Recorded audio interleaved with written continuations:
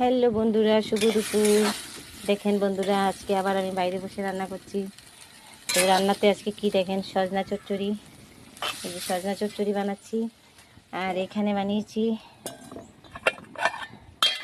দেখেন কি বানিয়েছি। এখানে শুক্তো বানিয়েছি, তিতা করলা দিয়ে, মুগ ডাল দিয়ে শুক্তো বানিয়েছি। আর এখানে শাক বানিয়েছি, এই যে শাক।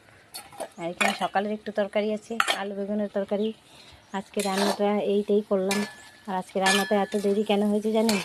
ঘরে লোক এসে গেছিলো, ওরা মন্দির থেকে খেয়ে দিয়ে এসছে। এখানে সে চাটা খেয়ে গেছে, তো ওদের সাথে গল্প করলাম 1 ঘন্টা সময়, ওদের সাথে গল্প করলাম। তাই আজকে রান্নার অনেক দেরি হয়ে গেছিলো। ভেবেছিলাম শুধু সেদ্ধ ভাতই বানিয়ে খেয়ে নেব, কিন্তু ভাবলাম না, সেদ্ধ ভাত আর খাওয়া যাবে নাকি।